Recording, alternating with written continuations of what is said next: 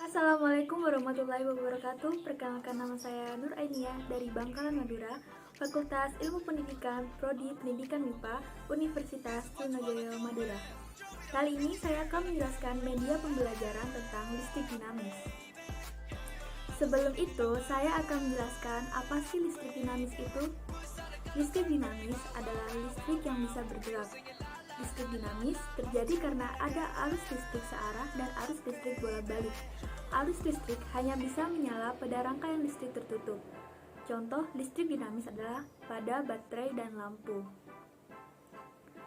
Baik, penjelasannya yaitu baterai punya kutub positif dan kutub negatif. Kutub positif adalah ujung baterai dengan tonjolan kecil. Kutub negatif adalah ujung baterai yang rata dan biasanya mengilap. Jika kedua kutub dihubungkan kabel, elektron mengalir dari kutub positif menuju kutub negatif. Saat arus listrik melewati lampu, arus listrik menyebabkan lampu menyala. Salah satu ujung kabel dilepas dari kutub baterai, maka lampu akan mati karena elektron tidak bisa mengalir. Gejala listrik tersebut dengan adanya nyala lampu, lampu bisa menyala karena ada elektron. Elektron mengalir berarti elektron terus bergerak, yaitu dinamis. Oleh sebab itu, gejala listrik yang timbul disebut listrik dinamis. Ini merupakan contoh media pembelajaran yang telah saya buat.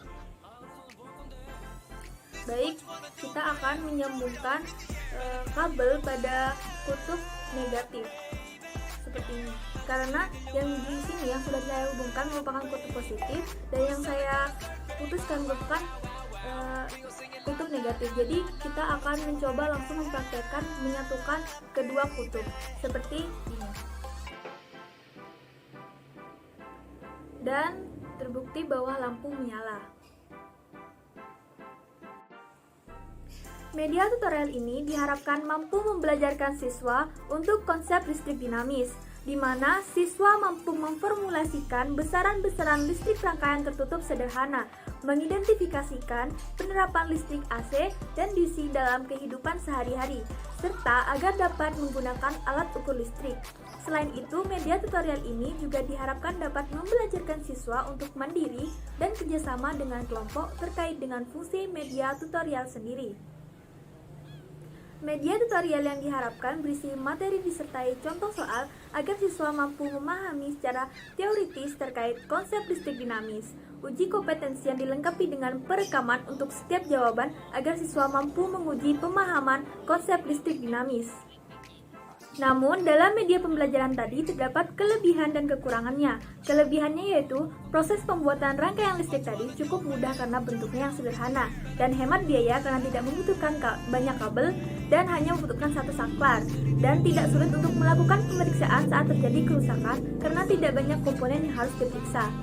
Selanjutnya yaitu kekurangannya. Kekurangan dari pembuatan media pembelajaran tadi yaitu jika salah satu komponen rusak, maka seluruh komponen akan mati atau tidak berfungsi. Lalu saat dipasang beberapa lampu, maka nyala lampu tidak sama terang. Dan yang ketiga yaitu penggunaan listrik tidak efisien karena hambatan total rangkaian yang besar. Sekian penjelasan dari saya. Terima kasih. Wassalamualaikum warahmatullahi wabarakatuh.